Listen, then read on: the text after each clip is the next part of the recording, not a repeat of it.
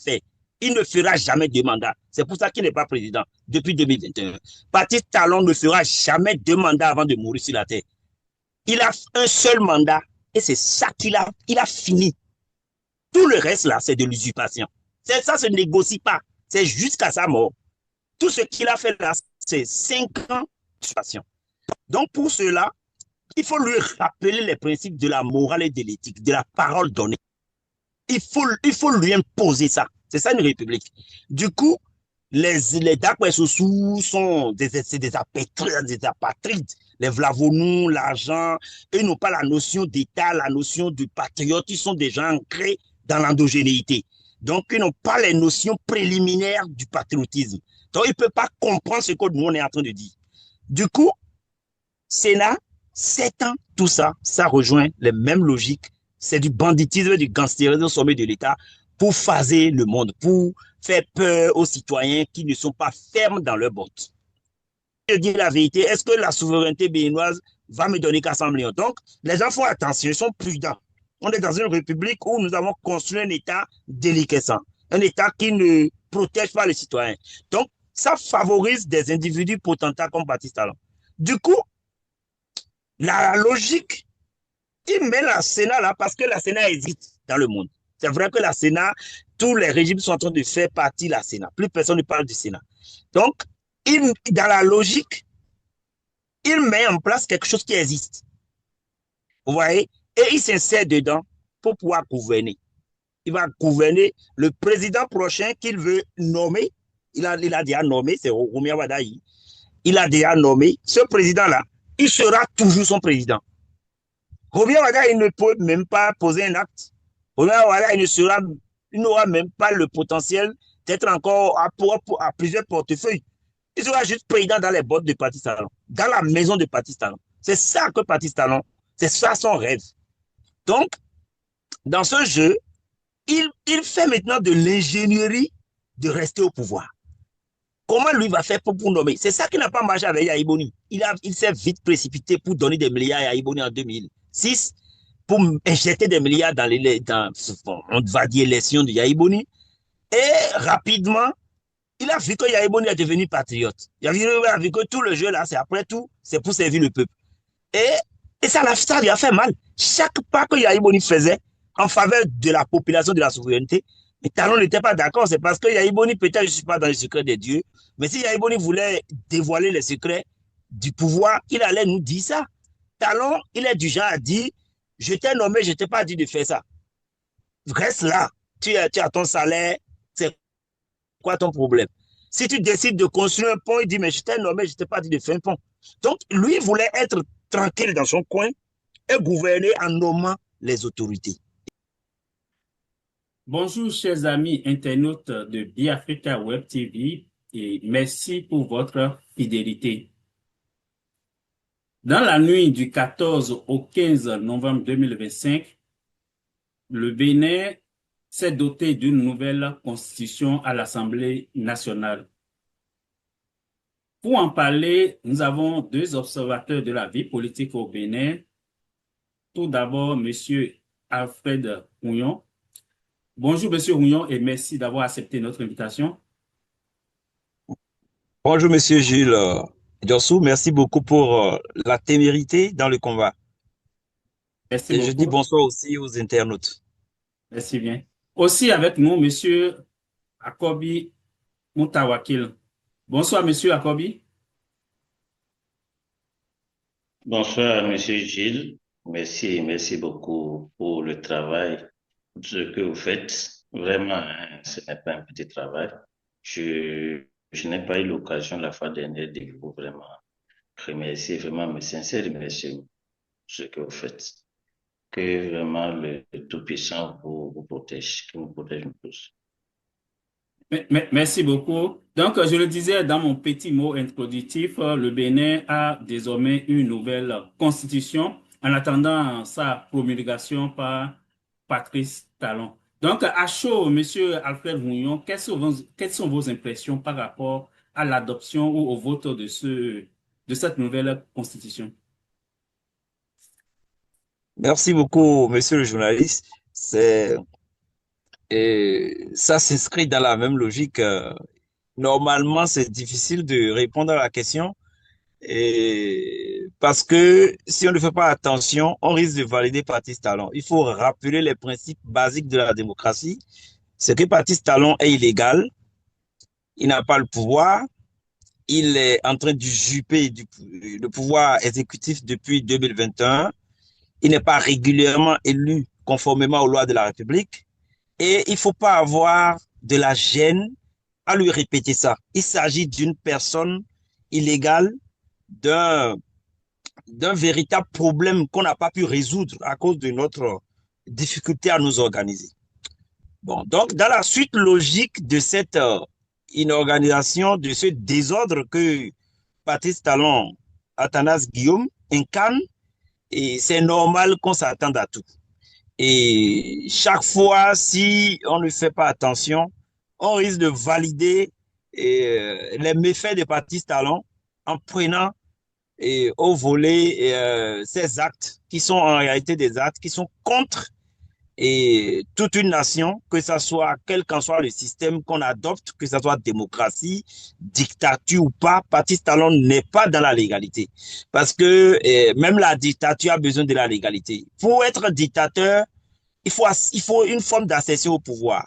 Il faut soit faire un coup d'État régulier, il ne faut pas usurper, il ne faut pas jongler avec un système pacifique, un système démocratique du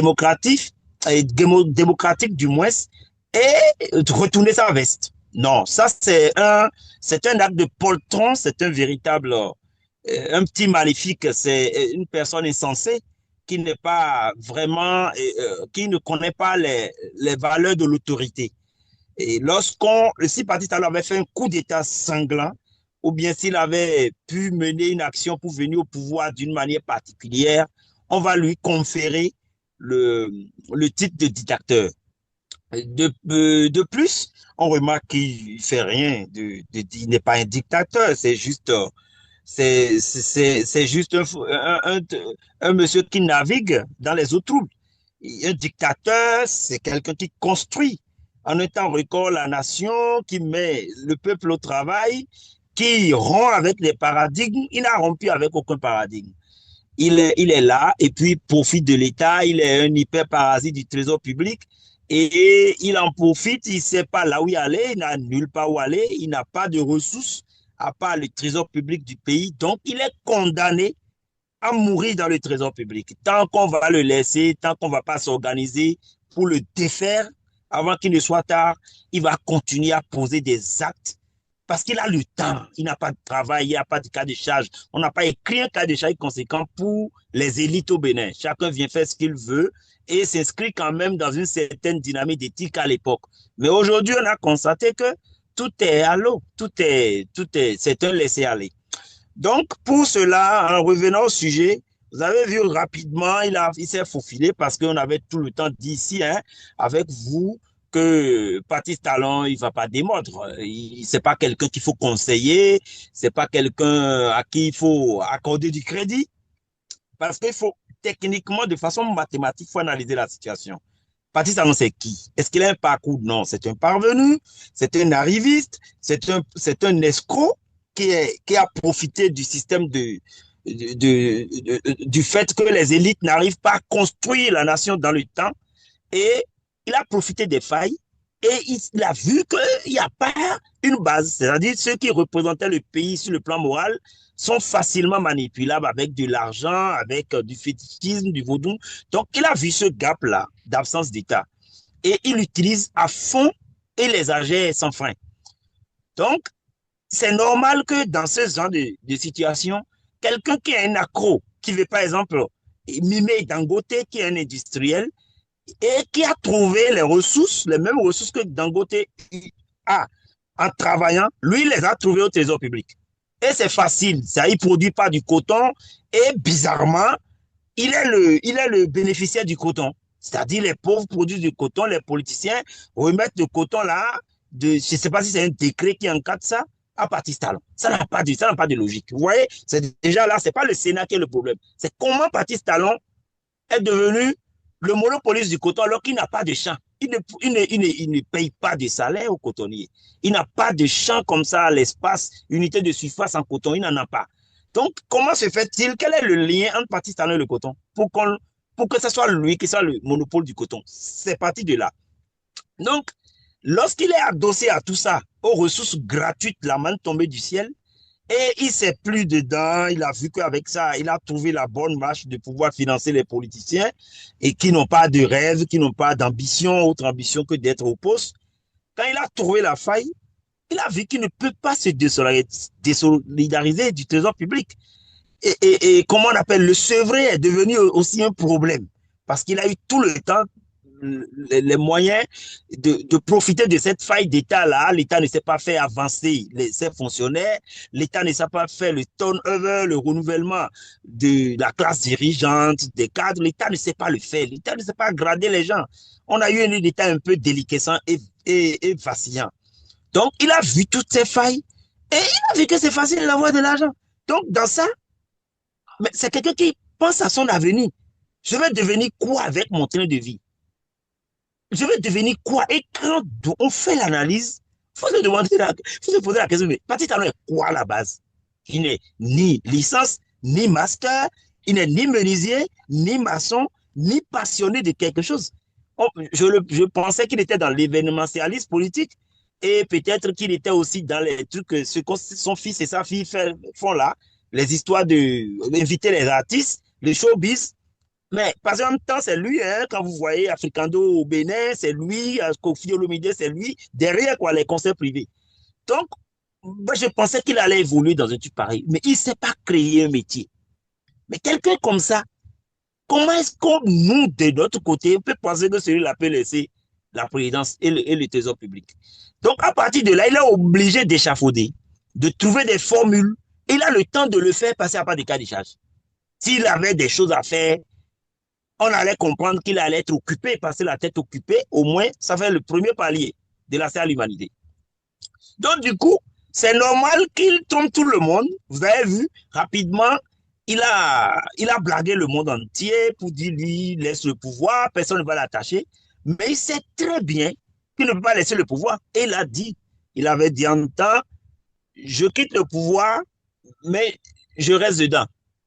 Donc, pour ça, et au début, même avant qu'il ne vienne en 2007, c'est quelqu'un du genre qui avait la prétention de nommer le président de la République. Il le faisait, il avait réussi à le faire plusieurs fois. Le président de l'Assemblée, les présidents d'institutions, il est posé parce que le Béninois, le Bénin n'a pas construit le cadre logique de, comment on appelle, du casting des cadres. On n'a pas d'écoute, quoi. C'est-à-dire, on n'a pas un auditoire où on écoute des Béninois pour les classer dans les fonctions de la République. Celui-là, c'est l'industriel. Celui-là, c'est l'institutionnalisation. Celui-là, c'est... Il n'y a pas du sang neuf.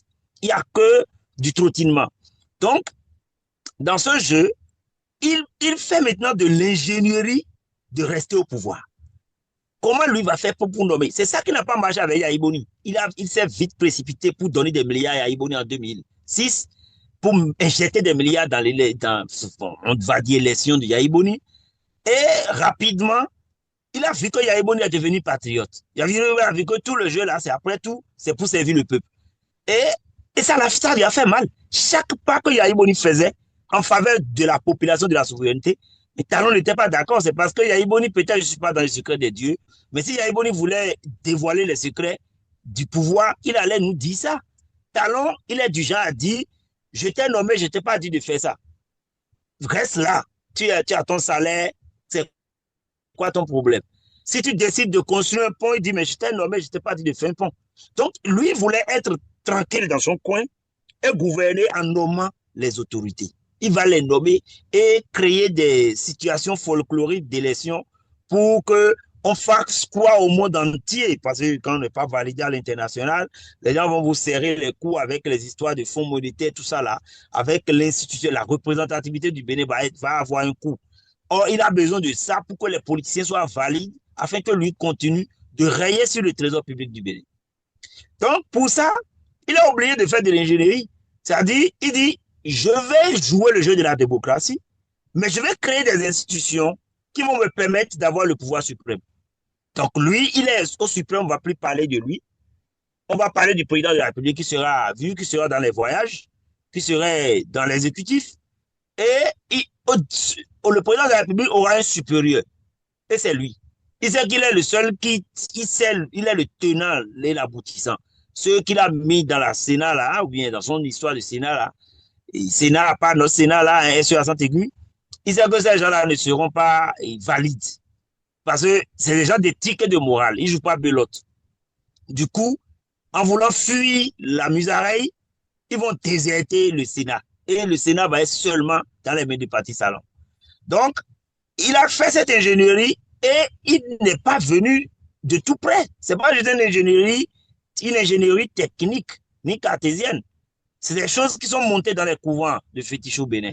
C'est des choses qui sont montées, on a fait parce que la rue le dit, hein, tout ce que la rue dit au Bénin est réel. Hein. Après ça se confirme, la rue avait plusieurs fois dit que le pouvoir ne l'avait pas pris en 2016. C'est parce qu'il voulait marquer le coup et être au-dessus, son modèle qu'il avait depuis dans sa tête, c'est-à-dire gouverner le Bénin en étant dans sa maison, nommer le président, ça le hantait depuis. Avec 10 ans de Yahibouni, il a eu des problèmes, il n'a pas pu le faire. Donc, il était hanté par ça. Et dans cette logique, il a forcé, il a fait le forçage pour être président. Donc, il lui fallait beaucoup d'investissements. Il a dû acheter énormément de politiciens, il a dû faire ce qu'il a fait, et il paraît que les couvents fétichistes ont bien dit que le pouvoir n'est pas sur sa tête. Mais quand le pouvoir, dans notre tradition, quand quelque chose ne t'appartient pas et que tu veux l'avoir, tu l'as si tu investis. On dit le pouvoir ne m'a pas pris. Mais est-ce que je peux investir? Donc, dans ce jeu, c'est la même chose pour le Sénat. Normalement, tout ce que David Kofi Azar avait dit, c'est ça qui se confirme. Parce que au TOFA passé, le TOFA là, David Kofi Azar s'est empressé. C'est l'homme de culte des consultations endocliniques là, comment on appelle le TOFA là, ils appellent ça l'oracle national, qui est en réalité l'oracle d'une région, mais qu'on a pris ça pour national. Et il est venu, il voulait être à cheval entre le couvent et le cartésien, parce qu'il est un intellectuel. Donc, il est venu dire les choses du couvent sur la place publique, et c'est pour ça qu'ils l'ont fléché. Sinon, il avait déjà dit que comment on appelle, le chef veut rester, l'intrépide va rester là, il veut rester au pouvoir. Ah, il avait déjà dit ça, il a interprété le TOFA par là, mais c'est ça qui est là. C'est l'intrépide là qui est à la Sénat, là maintenant. Donc, la suite logique, ils ont vu que ça ne répond pas aux normes et à l'éthique internationale que de dire je vais changer la constitution pour devenir président. Il sait très bien, même dans sa tête avant, il ne voulait jamais devenir président. Il voulait être le super président. C'est pour ça qu'il n'est pas dans un parti politique. Il crée les partis politiques, mais il n'est jamais dedans. Il faut déjà voir, c'est dangereux. Il crée les partis politiques, il n'est jamais dedans. Donc, il se met au-dessus de tout le monde. Il est un citoyen particulier. Lui n'est pas un citoyen commun comme tout le monde.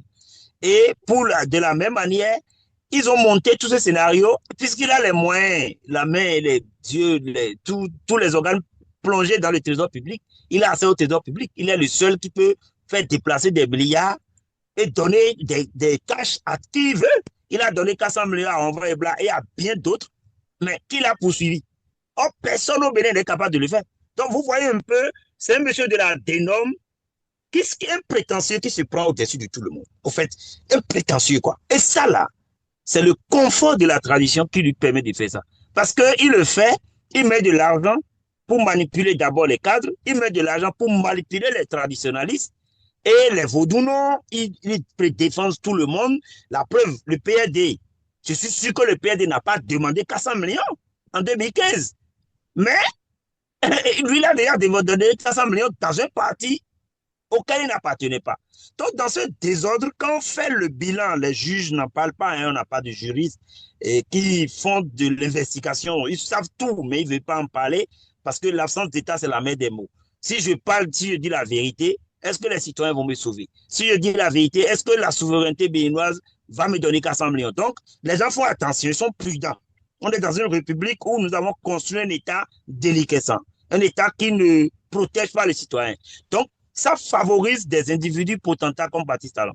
Du coup, La logique, il met la Sénat là parce que la Sénat existe dans le monde. C'est vrai que la Sénat, tous les régimes sont en train de faire partie de la Sénat. Plus personne ne parle du Sénat. Donc, dans la logique, il met en place quelque chose qui existe. Vous voyez? Et il s'insère dedans pour pouvoir gouverner. Il va gouverner le président prochain qu'il veut nommer. Il a déjà nommé, c'est Roumia Wadaï. Il a déjà nommé. Ce président-là, il sera toujours son président. Roumia Wadaï, il ne peut même pas poser un acte. Roumia Wadaï, il n'aura même pas le potentiel d'être encore à plusieurs portefeuilles. Il sera juste président dans les bottes de Patrice Talon, dans la maison de Patrice Talon. C'est ça que Patrice Talon, c'est ça son rêve. Ok, Quand on n'a ok, pas mais, bien fait le concours, c'est comme ça on se retrouve le dos au mur. ok, Donc, du coup, moi, je dirais pour conclure d'abord pour ouais, cette première partie que la Sénat il faut tout faire pour même invalider ça déjà au niveau conscience que ça existe. Ça ne peut pas marcher. Notre objectif, c'est de dire à Patrice Talon clairement qu'il n'ira nulle part. Ni Wadaï, ni Talata, ni Vlavoni n'iront nulle part. Il faut avoir le courage de lui dire. Si on ne lui dit pas, on ne lui répète pas, on ne va pas aider Dieu à faire son travail. C'est les ICA. Il faut dire à Patrice Talon qu'il va faire tous les soubresauts, mais il n'ira nulle part. Moi, je ne vais faire aucun investissement, mais il n'ira nulle part. Parce que moi, je suis né au Bénin et il va faire tous les soubresauts possibles. Ils sont passés à 7 ans parce qu'ils comptent sur les vaudous du mono. Et les Dakwa sous là, ils sont dedans, hein, ils savent flécher les gens, ils savent mélanger les accidents, ils savent menacer les gens. Les Dakwa sous avaient déjà dit ce qu'ils sont en train de faire là depuis le premier mandat. Le premier mandat qui était son mandat finissant. Il n'a pas deux mandats à faire. Il ne fera jamais deux mandats. C'est pour ça qu'il n'est pas président depuis 2021. Patrice Talon ne fera jamais deux mandats avant de mourir sur la terre. Il a un seul mandat et c'est ça il a fini. Tout le reste là, c'est de l'usurpation. Ça se négocie pas. C'est jusqu'à sa mort. Tout ce qu'il a fait là, c'est 5 ans d'usurpation. Donc pour cela, il faut lui rappeler les principes de la morale et de l'éthique, de la parole donnée. Il faut lui imposer ça. C'est ça une république. Du coup, les Dakwesoussou sont des apatrides. Les Vlavonous, l'argent, ils n'ont pas la notion d'État, la notion de patriote. Ils sont des gens ancrés dans l'endogénéité. Donc, ils n'ont pas les notions préliminaires du patriotisme. Donc, ils ne peuvent pas comprendre ce que nous, on est en train de dire. Du coup, Sénat, 7 ans, tout ça, ça rejoint les mêmes logiques. C'est du banditisme, du gangstérisme au sommet de l'État pour phaser le monde, pour faire peur aux citoyens qui ne sont pas fermes dans leurs bottes. ok, merci beaucoup, Monsieur Rougnon. On va revenir euh, dans la suite de l'émission sur la création du Sénat. On va parler aussi de la durée du mandat et puis d'une autre notion qu'on vient de découvrir au Bénin qu'on appelle la trêve politique. Donc, mais avant, on va prendre quand même les impressions de Monsieur Akobi par rapport à cette révision nocturne de la Constitution dans la nuit du 14 au 15 novembre. Monsieur Akobi, vous avez la parole. Oui, voilà. Moi, pour me prononcer sur cette histoire de révision, moi, je ne valide même pas cette histoire de révision de la Constitution. Je ne suis pas, je ne sais même pas si une révision a été, je ne sais pas, une Constitution a été révisée. Non, non, non, moi, je ne valide pas ça. Et c'est tant mieux pour ceux-là qui valident ça. Voilà. Et vous voyez, on est d'abord parti sur une histoire de duo. On parlait de duo. On parlait des élections présidentielles. Il faut vraiment que désigner les duos. Ils ont désigné, par exemple, est-ce qu'il a même désigné? Il a imposé son candidat. Voilà. Et il faut aussi rappeler que ceux-là qui étaient dans son parti, qui voulaient vraiment être candidats, certains sont en prison. Et voilà, d'autres, voilà, on sait comment ils se manifestent en cachette. Et le Dieu pour les démocrates, voilà, comme ça, bah, et voilà, il fait son cinéma et il capture des gens et il les dit ce qu'ils doivent dire voilà, au peuple béninois. Voilà. Et il a tout saisi, il a tout annulé. Il n'y a pas un idiot pour l'opposition. Et moi, il est dit tout le temps que pour que Patrice Talon gagne l'élection, il faut qu'il exclue d'abord l'opposition. Et il ne peut jamais organiser une élection.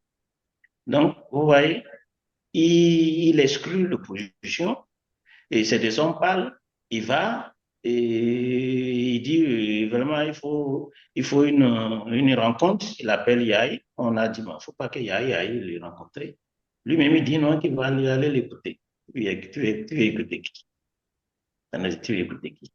Donc voilà, c'est dans ça, on est allé, on parle de non, il ne faut pas aller. Lui, il est parti. Une semaine, silence radio, aucune déclaration. Ils ont mis tout le pays comme ça. On ne sait même pas qu'est-ce qui s'est passé. Il y avait vraiment tout paniqué. Et bim, ça vient. On dit oui, voilà, voilà, c'est fini. Le pays désormais, c'est dans un sens unique et qu'il n'aura plus l'opposition. C'est des gens, on parle, on n'a même pas fini de parler. Bon, mon petit, ils ont dit qu'il faut révision de la Constitution. Comment révision de la Constitution? On n'a même pas encore fini cette histoire de Dieu, de l'élection présidentielle, on n'a pas fini. Et on n'a pas fini de... Et on parle, on nous dit que, oui, moi, cette histoire de l'élection de la Constitution, je ne l'ai pas acceptée. Jusqu'à là, je ne l'ai pas acceptée. Parce que j'ai reçu vraiment c'est un gros choc pour moi, en fait. Jusqu'à l'heure, je vous parle, depuis ce jour-là, je ne me retrouve pas. Mais tout que c'est inacceptable. Et d'ailleurs, même ceux-là, même qui étaient là, ce jour qui viennent nous servir cette histoire de couper de courant, tout, tout, il y a une coupure de courant, tout, tout. Vous voyez? Pour ceux-là qui acceptent cette histoire-là, ça fait les problèmes. Parce que moi, je ne sais pas quelle coupure de courant où chacun a plus de deux téléphones dans sa main, il ne pouvait pas fumer. Et il voit, il dit, bon, voilà, voilà ce qui se passe. Nous, on ne peut pas participer à ça. Et sorti de l'Assemblée, il vient, il nous sert de cette histoire-là qui est vraiment... Moi, je pense que c'est eux-mêmes qui sont même notre problème. C'est pas parti salon. C'est pas parti salon. Parti salon, nous, on les connaît. Même comme le Yaya Kemambla vient de le dire. Et moi, je n'ai jamais appelé Parti Salon président. Pour moi, il n'est pas un président, il n'est qu'un délinquant. Pour moi, Patrice Talon n'est pas un président, il n'a jamais été un président. Et je vais vous dire, M. Gilles, Patrice Talon n'a jamais franchi comment appelle-t-on, le bas de premier tour sur les élections présidentielles de 2016.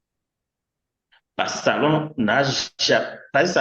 il était même très loin de deuxième position. Comment il a manipulé les gens pour se retrouver au deuxième position et il va au second tour. Nous le savons très bien. Et le peuple Benoît le sait. Et c'est dans ça il est assis. Et voilà pourquoi il ne veut plus jamais partir. Il ne partira jamais.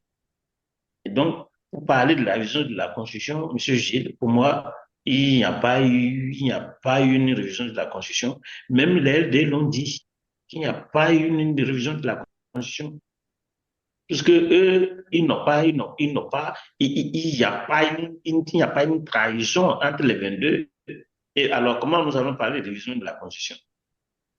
Mais sinon, moi, je vais écouter ces délinquants qui accompagnent le criminel Talon Passi depuis tous ces temps-là que je vais croire, ou bien les LD qui sont là, que je vais croire. Et même, ils ont dit clairement. Donc, moi, je les crois. Donc, c'est à mieux ceux qui pensent qu'on est dans une nouvelle république et ça n'engage que rien. Donc, M. Gilles, et moi, je pense que nous ne sommes pas dans une nouvelle république. Et voilà pourquoi il faut former, il faut que le peuple béninois reste debout. Et pour dire stop à Patrice Talon, terminer à Patrice Talon. Nous ne sommes pas dans une nouvelle république. Et on ne touche pas, même il a dit non, qu'il ne va jamais permettre de toucher à une virgule de la Constitution. Il a dit, bon, c'est vrai que c'est un menteur certifié. De toute façon, il ne surprend personne. Et il dit un truc le matin, il dit le contraire le soir. Donc, nous les connaissons très bien. Donc, pour vous dire, Monsieur Gilles, moi, dans ma tête, nous ne sommes pas dans une nouvelle république. Il n'y a pas il n'y a pas eu de révision des députés des LD, il n'y a pas eu une révision de la Constitution et je reste sur ça. Donc, et que Patrice Talon fait forcing comme toujours, c'est parce que nous cédons, parce que les gens cèdent. Il faut aussi reconnaître notre l'erreur des leaders de DLD. Il faut reconnaître ça. Il faut reconnaître ça. Puisque lorsque nous parlons de Dieu, on n'a même pas fini. Et il vous convoque. Et il dit, bon, allons, mais pourquoi même assister? Lorsqu'on parle même de couper le courant, pourquoi rester à l'Assemblée jusqu'à la fin? Sortez de l'Assemblée, votre téléphone, fumez ce que vous voulez. Jusqu'à le député Kamel s'en va, il va jusqu'à dire que bien, voilà, il y a l'autre, l'homme de 400 millions, un blanc là, qui voulait s'élever et il a pris. Toi, un costaud comme ça, toi, un costaud comme ça, quelqu'un va te bloquer, tu t'approcher des lunes. Non, c'est pas possible ça. Que les gens arrêtent de nous servir de tout cette histoire-là. Nous ne sommes pas des bruts de 15. Vous voyez? Donc, moi, je pense que ça soit, je ne sais pas, un jeu entre eux, et que ça soit, je ne sais pas, un forcing comme le criminel a tout de le faire. Nous ne croyons pas à une révision de la Constitution et nous gardons, nous tenons compte de ce que les LD nous ont servi. Il n'y a pas une révision de la Constitution et nous restons sur cette position-là. Maintenant, et sur cette histoire du Sénat, donc, je ne sais pas si c'est le moment de me prononcer sur ça. Non, non, oui, je vais revenir à cette question maintenant. Oui. Euh, ok, donc, Mais quelque part, tout est à refaire dans ce pays. Mais moi, je l'ai dit la fois dernière de notre mission, qui d'abord même les institutions qu'il est venu trouver, comment il les a entretenues. Le créateur dont il a créé, il a créé là. Vous savez qu'est-ce que j'ai vécu à la créate? Vous savez ce que j'ai vécu là-bas? On nous amenait, on vient nous prendre de 4 heures, on va à la criette, on reste là jusqu'à des fois même 23 heures, des fois même jusqu'à 0 heure. Moi, ils ne m'ont jamais, comme on m'appelle à la barre, je tente même de me lever, on me dit non, non, restez là où vous êtes. Mais pourquoi venir me chercher? Pourquoi m'amener à la criette? Ils ne m'ont jamais écouté à la criette. Et 4 fois, ils m'ont amené 5 fois. Le 25 décembre, le jour où je sorti, il y avait trois juges qui étaient en face de moi et ils me demandaient, voilà, vous reconnaissez les faits? Il a dit quels faits? Et vous reconnaissez que vous êtes coupable, vous êtes coupable en quoi? Qu'est-ce que j'ai fait? D'abord, on m'a demandé si je dois attendre mon avocat. Il a dit quel avocat? Je n'ai pas besoin d'un avocat. Vous reconnaissez les faits? Il a dit quel fait? Qu'est-ce que j'ai fait? Je n'ai rien fait. Je ne suis qu'un innocent. Voilà la lettre dont il a créé. On met la tête l'autre là-bas, on met la queue ici, tout est à l'envers. Voilà pourquoi je parle de le pays à l'envers. Les gens marchent sur la tête, monsieur Gilles. Eux-mêmes, les juges qui sont à la criette. Mario Metonou n'a même pas eu le courage de me regarder sur les yeux, monsieur Gilles. Il n'a pas eu le courage de me regarder sur les yeux. Je l'ai dit la fois dernière. Un honté, un jeune qui devait penser à sa vie, à sa famille. Regardez à quel jeu il se met. Mais lorsqu'on amène quelqu'un, je l'ai dit la fois dernière, moi j'étais dans son bureau après les 18 heures et le mandat de dépôt a été signé à 16h05. C'est ça, c'est les institutions là, ça. Et il parle d'une autre institution encore. Fait quoi? Il est à la police républicaine, Brice Aloano, qui est aujourd'hui le patron de la police républicaine. Voilà, il faut voir que c'est un danger. Et voilà pourquoi j'appelle ceux-là, je ne sais pas qui sont ceux-là qui sont chargés. C'est des gens, même ceux-là, on devait l'arrêter juste et le présenter, je ne sais pas, le jeter dans une prison.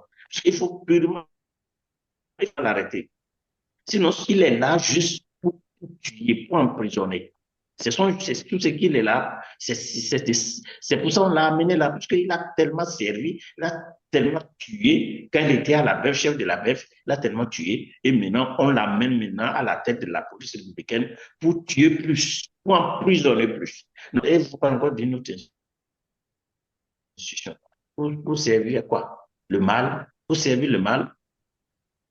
Lorsqu'on parle des institutions, c'est pour servir dans le bon sens. C'est pour servir les peuples béninois. Mais si c'est pour tuer le peuple béninois, si c'est pour massacrer les gens, si c'est pour emprisonner des innocents, à quoi ça sert?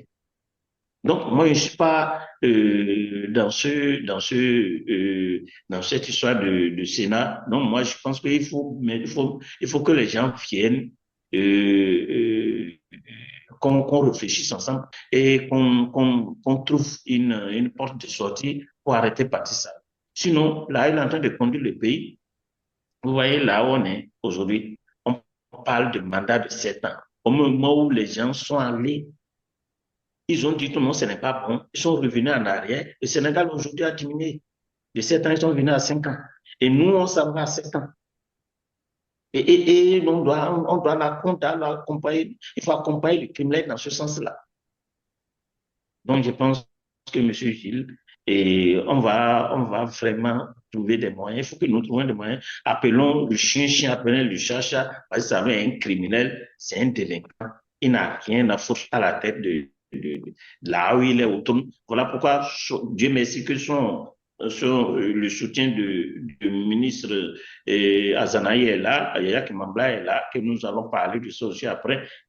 Moi, je n'ai même jamais accepté même l'histoire de révision de la Constitution de 2019. Je n'ai pas encore accepté ça là. On me parle encore d'une autre révision où on va de 5 ans à 7 ans. Donc, M. Jules, il faut vraiment que nous cessions même de les accompagner dans ce sens-là.